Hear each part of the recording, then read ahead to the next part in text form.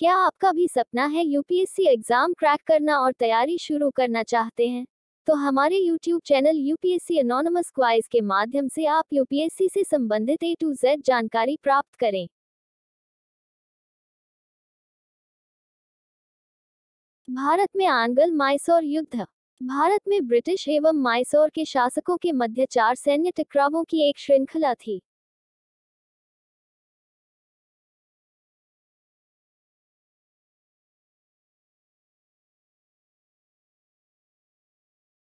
British east India company ने भारत में साम्राज्यवादी विस्तार के अंतर्गत सबसे पहले बंगाल पर विजय प्राप्त किया। बंगाल विजय के बाद अंग्रेजों की नजर मैसूर राज्य पर पड़ी।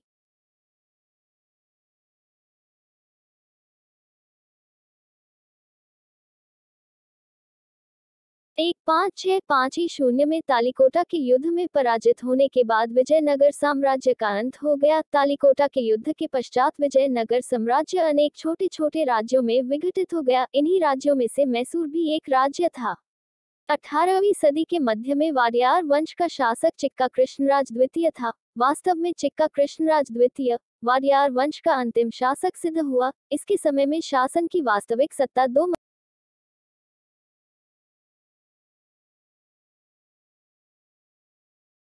मंत्रियों नंजराज एवं देवराज के हाथ में थी। इसी समय में हैदर अली नंजराज की सेना में भर्ती हुआ और शीघ्र ही अपनी योग्यता के बल पर हैदर अली 1761 में मैसूर का शासक बन बैठा।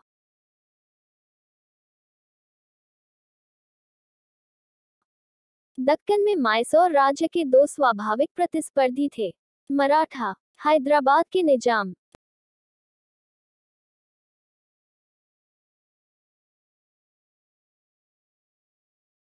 मराठा अक्सर मैसूर राज्य पर लूटपाट करने के उद्देश्य से हमला करते थे। मराठों की आय का मुख्य स्रोत सरदेशमुखी और चौथ था। मराठे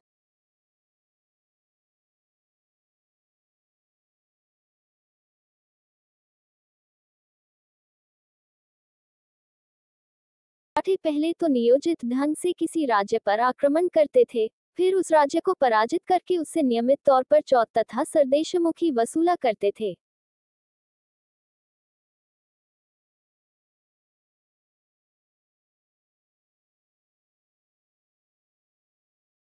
मैसूर राज्य का दूसरा शत्रु हैदराबाद का निजाम था। वास्तव में मराठे और निजाम आपस में न तो शत्रु थे और न ही मित्र थे, बल्कि ये अवसरवादी थे। आंग्ल मैसूर युद्ध के समय में मराठा तथा निजाम ने कभी मैसूर का साथ दिया तो कभी स्वयं पाला बदलकर अंग्रेजों का साथ दिया।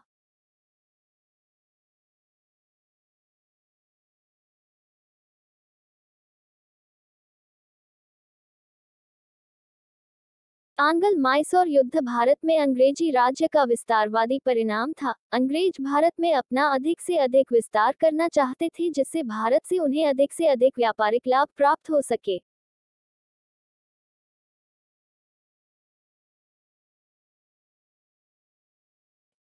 अंग्रेज अपने विस्तारवादी प्रवृत्ति के कारण किसी न किसी राज्य से युद्ध करने का बहाना खोजते रहते थे और कभी कभी तो बिना किसी बात के भी छोटे छोटे राज्यों पर आक्रमण कर देते थे।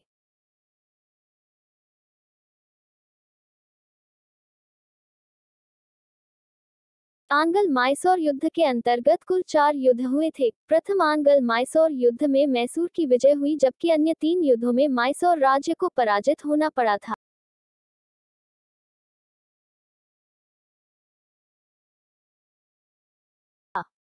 दक्षिण भारत के भारतीय शक्तियों में हैदर अली पहला व्यक्ति था जिसने अंग्रेजों को पराजित किया था।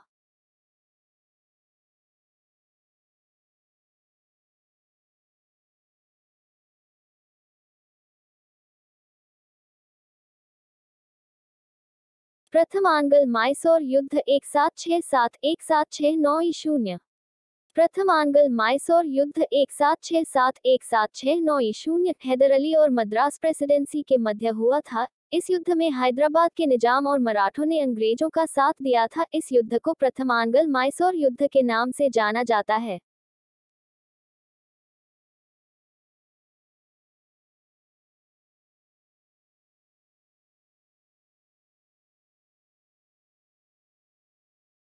प्रथम आंग्ल मैसूर युद्ध कारण क अंग्रेजों की महत्वाकांक्षाएं। ख कर्नाटक के नवाब मोहम्मद अली व हैदर अली में शत्रुता।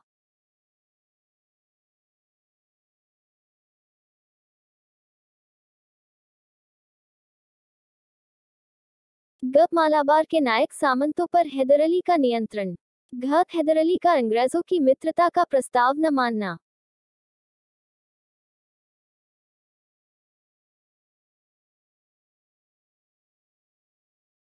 प्रथम आंग्ल माइसोर युद्ध परिणाम। मद्रास की संधि 1769। हैदर अली व ईस्ट इंडिया कंपनी दोनों पक्षों ने एक दूसरे के विजित प्रदेश तथा युद्ध बंदी लौटा दिए।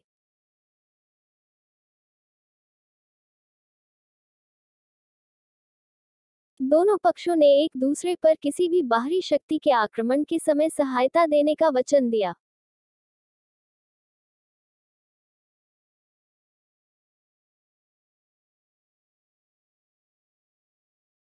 इस संधि के तहत दोनों पक्षों ने एक दूसरे के जीते हुए प्रदेशों को वापस कर दिया तथा युद्ध की स्थिति में दोनों ने एक दूसरे का साथ देने की बात भी स्वीकार की।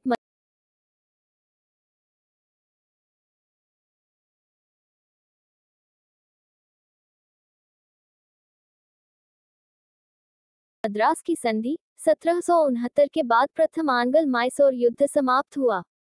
द्वितीय आंग्ल माइसोर युद्ध 1780-1784।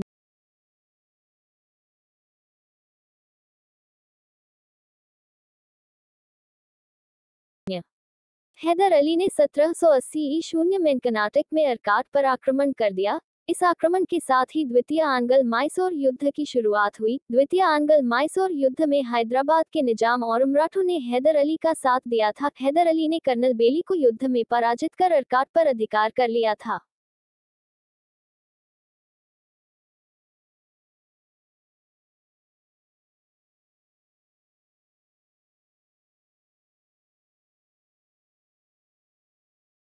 वैसे तो द्वितीय आंग्ल माइसोर युद्ध 4 वर्षों तक चला, किंतु वास्तविक निर्णायक युद्ध 1781 में ही संपन्न हो गया था।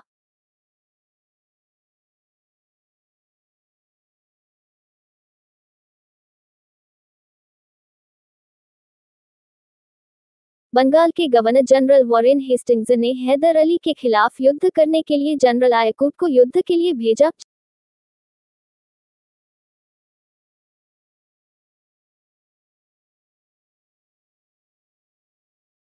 जनरल आयाकुट ने अपनी सफल कूटनीति से महादजी सिंधिया और हैदराबाद के निजाम को अंग्रेज विरोधी कूटनीति से अलग करने में सफलता प्राप्त की।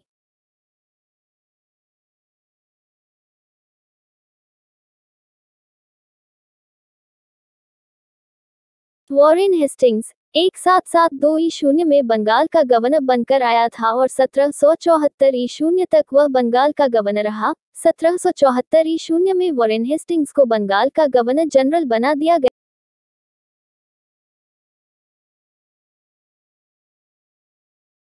अब उसे शेष दोनों प्रेसिडेंसियों पर भी शासन का अधिकार प्राप्त हो चुका था।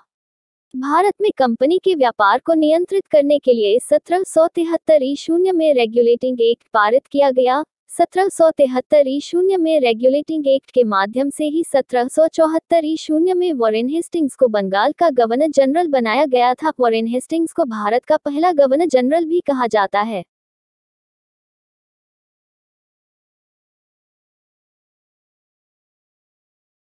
हैदर अली और जनरल आयाकुट के मध्य 1781 में पोर्टोनोवा का युद्ध हुआ।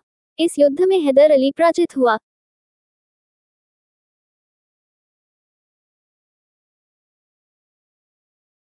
इस युद्ध में अंग्रेजों से मिली पराजय से उत्पन्न मानसिक क्षति और घायल होने के कारण 1782 में हैदर अली की मृत्यु हो गई।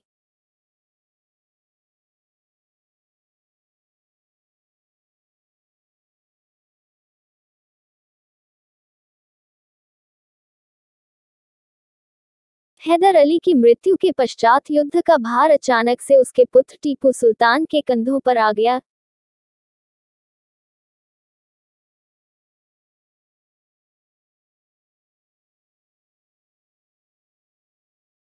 टीपू सुल्तान ने 1784 तक युद्ध को जारी रखा और अंततः 1784 में टीपू सुल्तान और अंग्रेजों के मध्य मंगलौर की संधि हुई। इस संधि में भी दोनों पक्षों ने एक बार पुनः एक दूसरे के जीते गए प्रदेशों को वापस कर दिया। टीपू सुल्तान 1750-1799 ई। टीपू सुल्तान का जन्म नवंबर 1750 में हुआ। वो हैदर अली का पुत्र था एवं एक महान योद्धा था जिसे माइसोर टाइगर के रूप में भी जाना जाता है।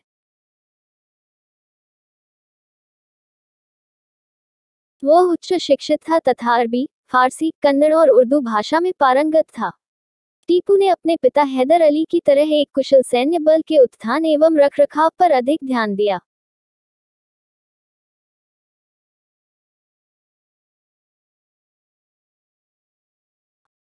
फारसी वर्ड्स ऑफ कमांड के साथ उसने यूरोपीय मॉडल पर अपनी सेना का गठन किया।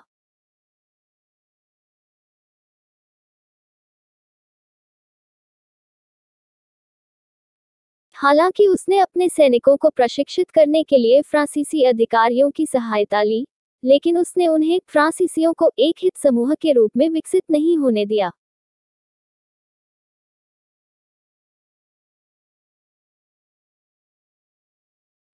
टीपू नौसेना बल के महत्व के बारे में भली भांति अवगत था। वर्ष 1796 में उसने एक नौवहन बोर्ड का निर्माण किया एवं 22 युद्धपोतों एवं 20 लड़ाकू जहाजों के बेड़े के निर्माण की योजना बनाई। उसने मैंगलोर, वाजिदाबाद और मोलिदाबाद में 3 डॉकयार्ड स्थापित किए। हालांकि उसकी ये योजनाएं फलीभूत नहीं हुई।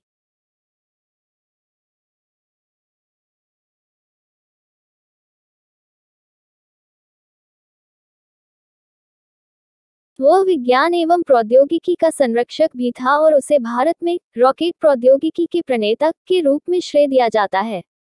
उसने रॉकेट संचालन की व्याख्या करते हुए एक सैन्य पुस्तिका लिखी।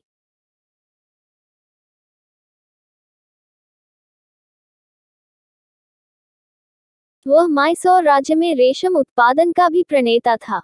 टीपू लोकतंत्र प्रेमी एवं एक महान कूटनीतिज्ञ था,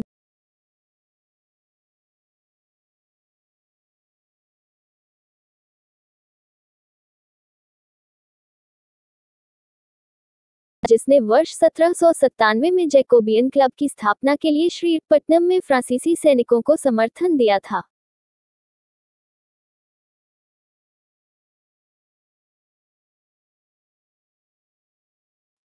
टीपू स्वयं जैकोबियन क्लब का सदस्य बन गया और उसने स्वयं को नागरिक टीपू कहलवाया।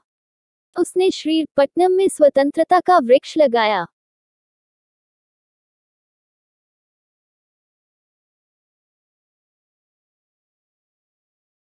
तृतीय आंग्ल माइसौर युद्ध 1790-92। पृष्ठभूमि: मैंगलोर की संधि टीपू सुल्तान एवं अंग्रेजों के मध्य विवादों को हल करने के लिए पर्याप्त नहीं थी।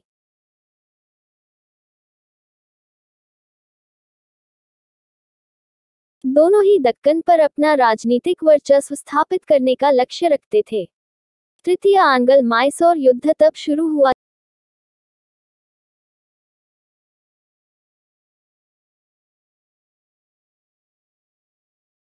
जब टीपू ने अंग्रेजों के एक सहयोगी त्रावणकोर पर आक्रमण कर दिया। त्रावणकोर ईस्ट इंडिया कंपनी के लिए काली मिर्च का एकमात्र स्रोत था।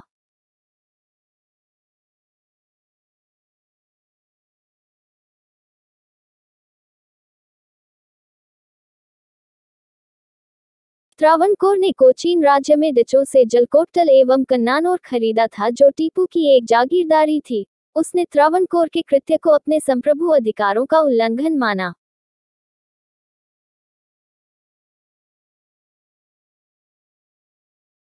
युद्ध के परिणाम: अंग्रेजों ने त्रावणकोर का साथ दिया एवं माइसौर पर आक्रमण कर दिया। टीपू की बढ़ती शक्ति से ईर्ष्या रखने वाले निजाम एवं मराठा अंग्रेजों से मिल गए।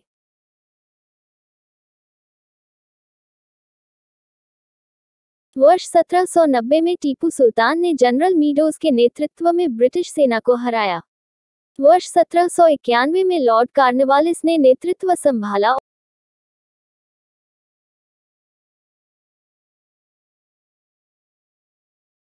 और बड़े सैन्य बल के साथ अंबूर एवं वेल्लोर होते हुए बेंगलोर मार्च 1791 में अधिकृत तथा वहां से श्रीरंगपट्टनम तक पहुंचा।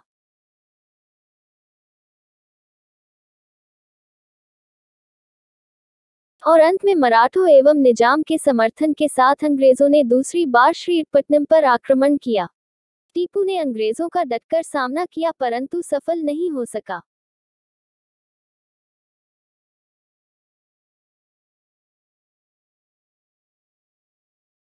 वर्ष 1792 में श्रीरपट्टनम की संधि के साथ युद्ध समाप्त हुआ। इस संधि के तहत माइसोर क्षेत्र का लगभग आधा हिस्सा ब्रिटिश, निजाम एवं मराठों के गठबंधन द्वारा अधिग्रहित कर लिया गया था।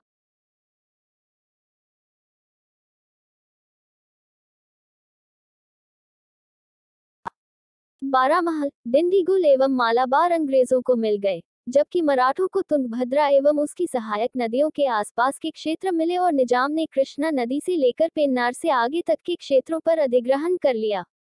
इसके अतिरिक्त टीपू से 3 करोड़ रुपए युद्ध क्षति के रूप में भी लिए गए। युद्ध क्षति पूर्ति का आधा भुगतान तुरंत किया जाना था जबकि शेष भुगतान किश्तों में किया जाना था।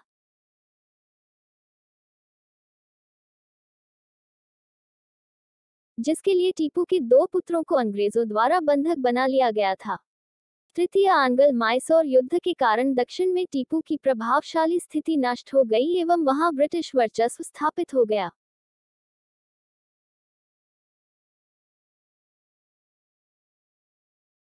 चतुर्थ आंग्ल मराठा युद्ध 1799। वर्ष 1792-99 की अवधि के दौरान अंग्रेजों और टीपू सुल्तान दोनों ने अपनी क्षति पूर्ति का प्रयास किया।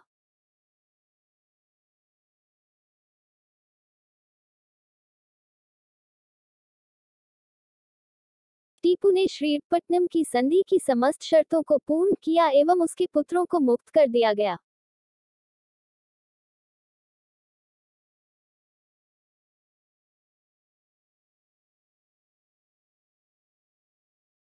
वर्ष 1796 में जब वाडियार वंश के हिंदू शासक की मृत्यु हो गई, तो टीपू ने स्वयं को सुल्तान घोषित कर दिया और पिछले युद्ध में अपनी अपमानजनक पराजय का बदला लेने का निर्णय किया।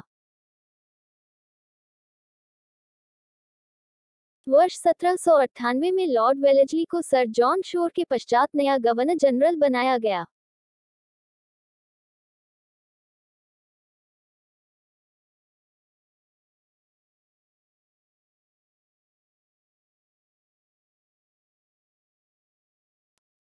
फ्रांस के साथ टीपू के बढ़ते संबंधों के कारण वेलेस्ली की चिंताएं बढ़ गईं।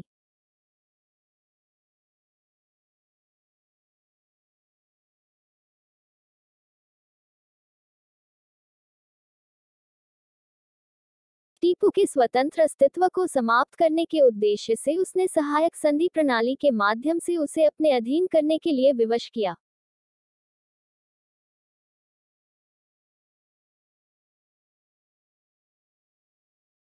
टीपू पर विश्वासघात के इरादे से अरब, अफगानिस्तान एवं फ्रांसीसी द्वीप मॉरिशस और वर्साया में गुप्तचर भेजकर अंग्रेजों के विरुद्ध षड्यंत्र रचने का आरोप लगाया गया। टीपू से वेलेस्ली संतुष्ट नहीं हुआ और इस तरह चतुर्थ आंग्ल माइसोर युद्ध शुरू हुआ। सहायक संधि। वर्ष 1798 में लॉर्ड वेलेस्ली ने भारत में सहायक संधि प्रणाली की शुरुआत की।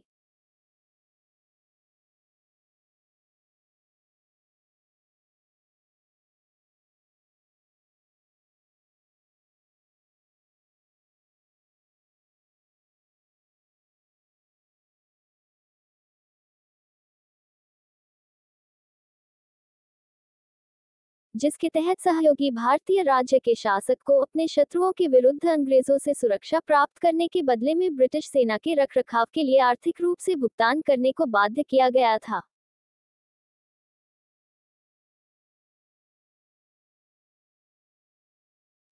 इसने संबंधित शासक के दरबार में एक ब्रिटिश रेजिडेंट की नियुक्ति का प्रावधान किया, जो शासक को अंग्रेजों की स्वीकृति के बिना किसी भी यूरोपीय को उसकी सेवा में नियुक्त करने से प्रतिबंधित करता था।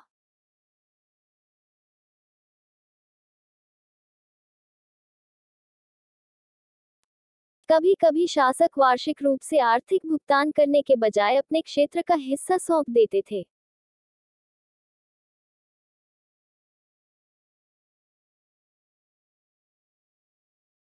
सहायक संधि पर हस्ताक्षर करने वाला पहला भारतीय शासक हैदराबाद का निजाम था। सहायक संधि करने वाले देशी राजा अथवा शासक किसी अन्य राज्य के विरुद्ध युद्ध की घोषणा करने या अंग्रेजों की सहमति के बिना समझौते करने के लिए स्वतंत्र नहीं थे। जो राज्य तुलनात्मक रूप से मजबूत एवं शक्तिशाली थे, उन्हें अपनी सेनाएं रखने की अनुमति दी गई थी, लेकिन उनकी सेनाओं को ब्रिटिश सेनापतियों के अधीन रखा गया था।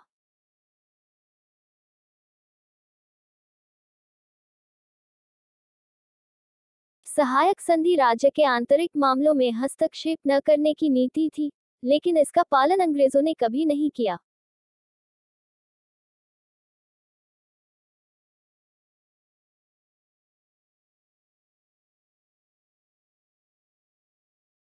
मनमाने ढंग से निर्धारित एवं भारी भरकम आर्थिक भुगतान ने राज्यों की अर्थव्यवस्था को नष्ट कर दिया एवं राज्यों के लोगों को गरीब बना दिया।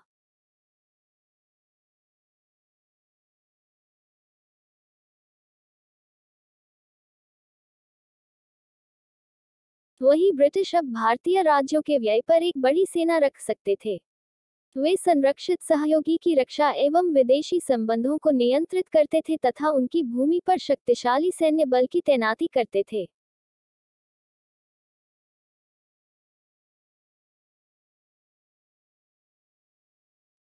युद्ध का परिणाम।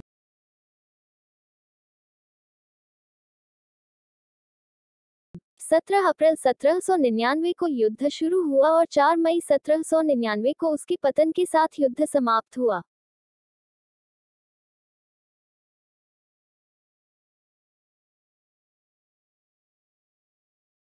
टीपू को पहले ब्रिटिश जनरल स्टुअर्ट ने पराजित किया एवं फिर जनरल हैरिस ने।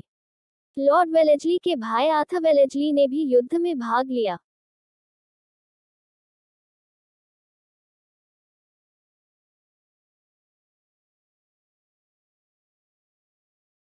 मराठों और निजाम ने पुनः अंग्रेजों की सहायता की क्योंकि मराठों को टीपू के राज्य का आधा भाग देने का वादा किया गया था एवं निजाम पहले ही सहायक संधि पर हस्ताक्षर कर चुका था।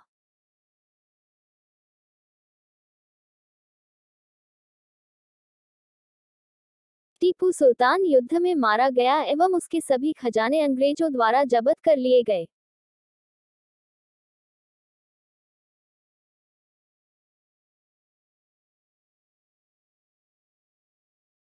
अंग्रेजों ने मैसूर के पूर्व हिंदू शाही परिवार के एक व्यक्ति को महाराजा के रूप में चुना एवं उस पर सहायक संधि आरोपित कर दी। मैसूर को अपने अधीन करने में अंग्रेजों को 32 वर्ष लग गए थे। दक्कन में फ्रांसीसी पुनः प्रवर्तन का खतरा स्थायी रूप से समाप्त हो गया। युद्ध के पश्चात का परिदृश्य। लॉर्ड वेलेस्ली ने मैसूर साम्राज्य के सूंदा एवं हरपोनेली जिलों को मराठों को देने की पेशकश की, जिसे बाद में मना कर दिया गया। निजाम को गूटी एवं गुर्रमकोंडा जिले दिए गए थे। अंग्रेजों ने कनारा, वायनाड, कोयम्बटूर, द्वारापुरम एवं श्रीरंगपट्टनम पर अधिकार कर लिया। मैसूर का नया राज्य एक पुराने हिंदू राजवंश के कृष्णराज तृतीय वाडियार को सौंप दिया गया, जिसने सहायक संधि स्वीकार कर ली। एक नज़र मेरे चैनल पर डालते हैं। दोस्तों, यूपीएससी एनोनिमस क्वाइज यूट्यूब और टेलीग्राम चैनल पर आप सभी का स्वागत है। क्या आप यूपीएससी की तैयारी करते हैं और यूपीएससी एग्जाम क्रैक करना है तो यूपीएससी एनोनिमस क्वाइज यूट्यूब चैनल के साथ बने रहे। दोस्तों, यहाँ हमारे तरफ से सभी यूपीएससी कोचिंग नोट्स को कलेक्ट करके फ्री में दिए जाते हैं जो आपकी तैयारी को और मजबूती प्रदान करेगी। ये नोट्स और वीडियो यूपीएससी और आईएएस टॉपर बनने के लिए हमारे चैनल के साथ बने रहे। ये वीडियो सभी प्रतियोगिता परीक्षा के लिए भी बनाया गया है। हमारे चैनल को अधिक से अधिक शेयर करें। Thank you.